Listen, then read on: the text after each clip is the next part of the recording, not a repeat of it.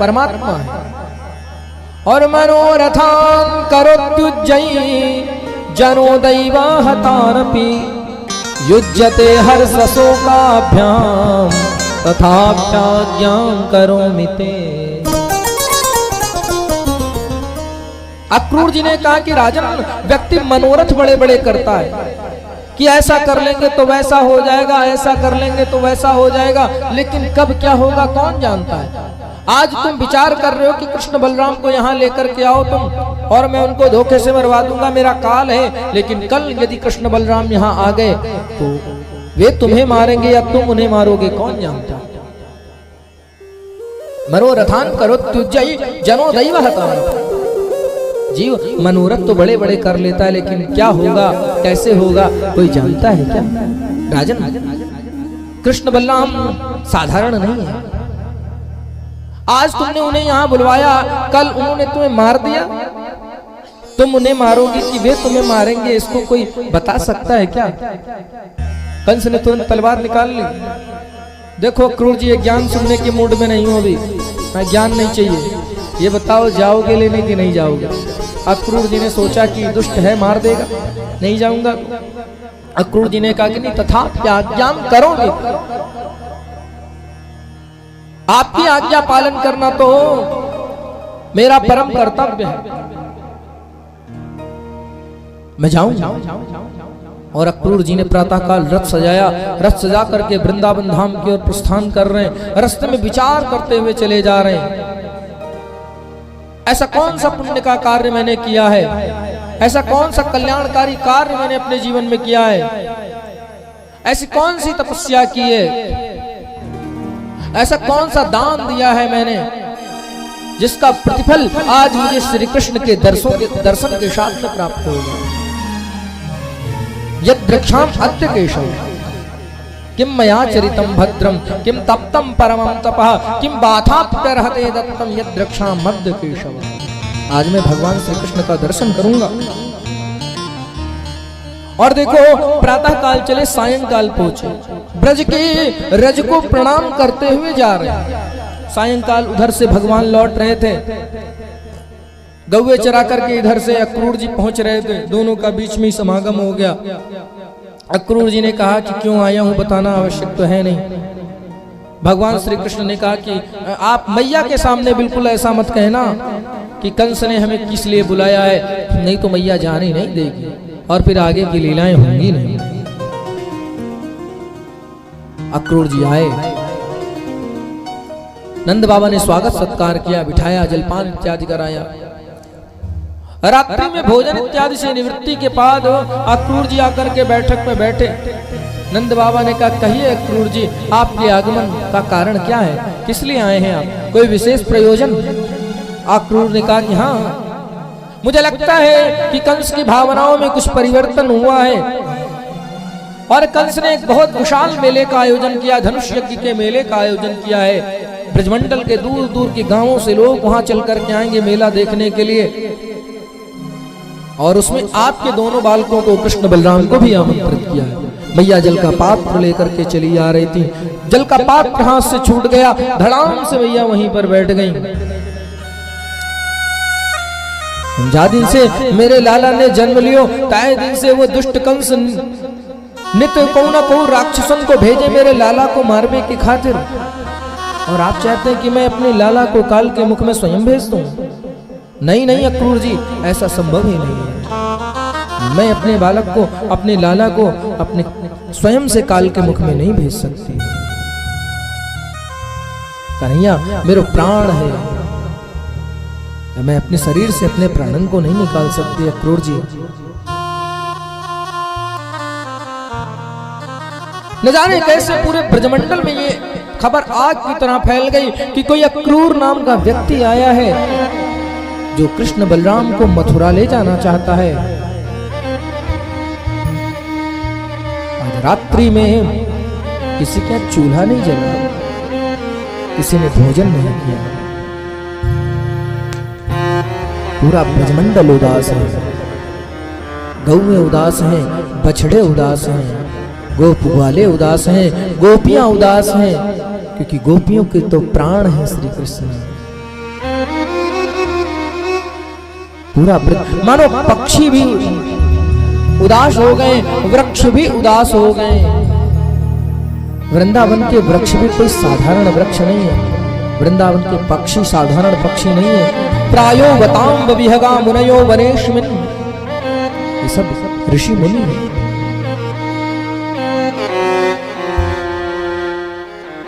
मैया खंबे से टेक लगा करके बैठी हैं। कन्हैया मैया के पास आ गए।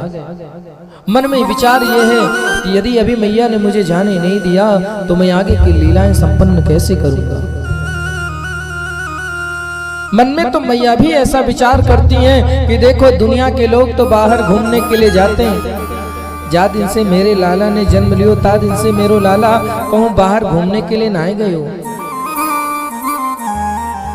मैया सोचती कन्हैया जाना चाहता तो जाए, सब के लाला जाते हैं तो मेरो लाला काहे न जाए। लेकिन मैया एक तरफ तो प्रेम है, करुणा है, तो दूसरी तरफ मैया का भय भी है। दुष्ट कंस कितने प्रयास कर चुका है मेरे लाला को मारने के लिए, और उसी काल के मुख में मैं अपने लाला को भेज दूं। नहीं नहीं नहीं, कन्हैया आए, मैया तू काहे के लिए रोवे। मैया रो रही बैठी, कन्हैया समझा रहे, मैया तू काहे के लिए रोवे। अरे मैं कोई हमेशा के लिए थोड़ी ना जा रहा हूं, परसों आगमिष्यामि, मैं परसों आ जाऊंगा मैया। बस गया और आया, आप जाने तो दीजिए।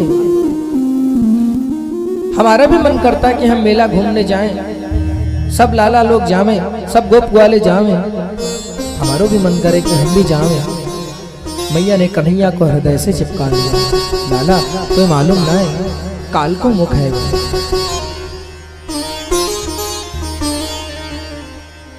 रात्रि भर मैया सोई नहीं। मैया क्या, अभी तो पूरा ब्रजमंडल नहीं सोया, किसी की आंखों में आज नींद आ नहीं रही है। सबको पता है कि प्रातः काल होते ही हमारे शरीर से हमारे प्राण निकल करके चले जाएंगे। पूरे ब्रजमंडल में किसी को नींद नहीं आएगी। गौएं जग रही हैं, बछड़े जग रहे हैं। अक्रूर जी ने जब इस विचित्र परिस्थिति को देखा, जब इस प्रेम महासागर प्रेम साम्राज्य को देखा, अक्रूर जी नेत्र खुले के खुले रह गए, आश्चर्यचकित रह गए और विचार करने लगे कि देखो ये नन्हे नन्हे से बालक, इनका इतना बड़ा प्रेम साम्राज्य। प्रातःकाल अक्रूर जी ने रथ सजाया, जाने के लिए तैयार हुए। नंद बाबा गोप वाले बैलगाड़ियों में बैठ के आगे चले गए, और जैसे ही गोविंद ने आकर के द्वार खोला, द्वार खोल करके देखा तो लाखों गोपियां द्वार पर खड़ी हैं। लाखों गोपियां द्वार पर खड़ी हैं। भगवान ने गोपियों की तरफ देखा, गोपियां हिलकियों से रुदन कर रही, आंखों से अश्रुपात हो रहा है। भगवान ने एक बार नजर उठा करके गौशाला की तरफ देखा, गौएं भी रो रही हैं, बछड़े भी रो रहे हैं, गोपवाल भी रो रहे हैं। ब्रज के वृक्ष भी रो रहे हैं, पक्षी भी रो रहे हैं, पूरा ब्रजमंडल रो रहा है। भगवान ने जैसे ही कदम बाहर रखा, गोपियों के मुख से सुंदर वाक्य निकल पड़े। अहो विधाता स्तवर क्वचित् दया,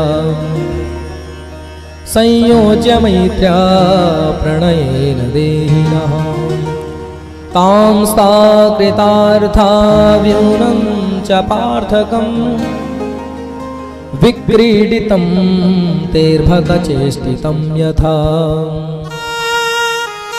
अरे विधाता, आपके मन में जरा सी भी करुणा नहीं है क्या? आपके मन में जरा सी भी करुणा नहीं है? पहले तो तुम ब्रह्म का जीव के साथ संयोग करते हो विधाता, और मिलने से पहले ही वियोग कर देते हो। संयोज्य मैत्र्या प्रणयेन देहिनः, तुम्हारा स्वभाव तो किसी बच्चे की तरह प्रतीत होता है। बच्चे को कितना भी महंगा खिलौना क्यों ना प्रदान कर दो, लेकिन एक दिन बच्चा उस खिलौने को तोड़ देता है। बच्चे का क्या गया, खिलौने की तो जान निकल गई ना। क्रूरस्त्वमक्रूर समाख्यया स्मरः। अरे अक्रूर, तुम अक्रूर नहीं अपितु अक्रूर के रूप में क्रूर बन करके आए हो, जो हमारे शरीर से हमारे प्राणों को निकाल करके ले जाना चाहते हो। लेकिन हम ऐसा होने नहीं देंगे। हम अपने प्राण प्रियतम श्री कृष्ण को जाने नहीं देंगे। आपको क्या लगता है आप ले जा सकते हैं? हमारे प्राण प्रियतम है श्री कृष्ण, हम सबके प्राण हैं, हम इनको जाने नहीं देंगे। तुम तो क्रूर बन करके चले आए, तुम्हें जरा भी करुणा नहीं है। भगवान ने गोपियों के भाव को प्रणाम किया। गोपियों, मैं हमेशा के लिए नहीं जा रहा हूं, परश्वः आगमिष्यामि, मैं परसों आ जाऊंगा, मुझे आज जाने की अनुमति प्रदान करिए। भगवान ने इतना कहा, रथ की तरफ बढ़े। अभी रथ की तरफ बढ़े ही थे, तब तक मैया यशोदा पीछे पीछे दौड़ी चली आई। कन्हैया को दौड़ करके हृदय से चिपका लिया और अश्रुओं, प्रेमाश्रुओं से मैया ने कन्हैया के सर को भिगो दिया। कन्हैया रो रहे हैं, मैया भी रो रही हैं, गोप वाले रो रहे हैं।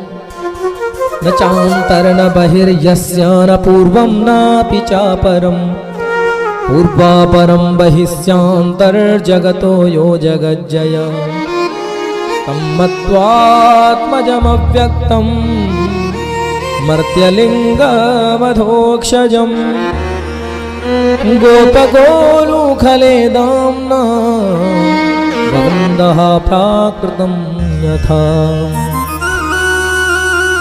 अरे जिसके ना आदि का पता है, ना मध्य का पता है, ना अंत का पता है, उस परम ब्रह्म परमात्मा को मैया यशोदा अपना प्राकृत शिशु मानती हैं।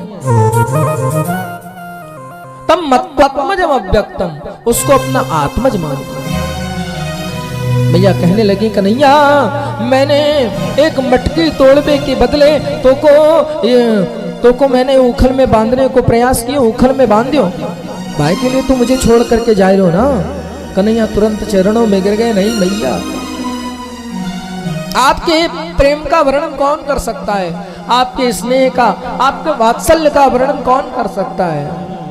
आपने जो मुझे प्रेम प्रदान किया, जो वात्सल्य प्रदान किया, जिस स्नेह के साथ आपने मेरी सेवा की, उसका वर्णन कोई कर सकता है क्या? आप ऐसा क्यों सोचती हैं? आपका पूरा अधिकार है मेरे ऊपर। मैया बोली, नहीं नहीं कन्हैया, मुझे तो आज अक्रूर के माध्यम से पता चली कि तू मेरो लाला ना है, तू तो वसुदेव देवकी को लाला है।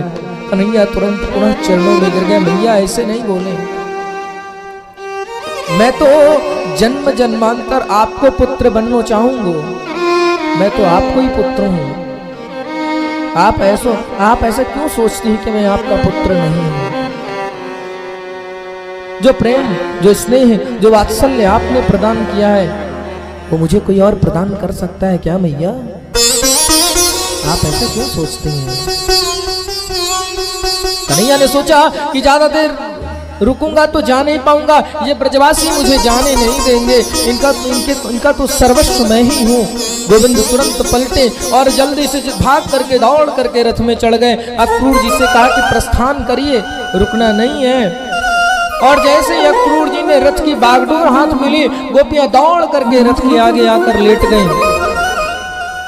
किसी ने कहा कि अरे ऐसे मत लेटो, बड़े बुजुर्ग खड़े देख रहे हैं। गोपियों ने कहा, किम्नो करिष्णन कुल बांधवा जना।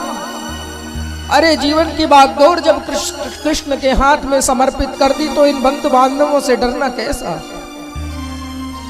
जीवन की बागडोर परमात्मा के चरणों में समर्पित कर दी तो ये बंधु बांधव क्या है? इनसे डरना कैसा? इनका कैसा भय? पुनः गोविंद रथ से नीचे उतरे, गोपियों के चरणों में प्रणाम करते भगवान ने कहा कि देवियों, देवताओं के समान लंबी आयु पाकर भी मैं आपके ऋण से कभी ऋण नहीं हो सकता, कृपया मुझे जाने तो दीजिए। मैं आ जाऊंगा परसों, हमेशा के लिए नहीं जा रहा हूं। जब बार बार गोविंद ने प्रार्थना की तो गोपियों ने मार्ग प्रदान कर दिया। भगवान रथ में सवार हुए और तुरंत अक्रूर जी को इशारा किया। अक्रूर जी ने रथ दौड़ा दिया। एवं ब्रुवाणा विरहातुरावृषम्, एवं ब्रुवाणा विरहातुरावृषम् ब्रजस्त्रियः कृष्णविषक्तमानसां विसृज्य लज्जारुरुदु स्म सुस्वरम् गोविन्द दामोदर माधवेति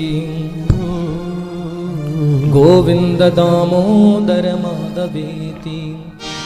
दूर जब तक रथ का ध्वजा दिखाई पड़ता रहा, गोपियां उसी स्थान पर खड़े होकर जोर जोर से हिलकियों से गोपियों ने रोना प्रारंभ कर दिया। रथ के पहियों से उड़ने वाली धूली जब तक दिखाई पड़ रही है, गोपियां उसी स्थान पर खड़ी होकर के रुदन कर रही हैं।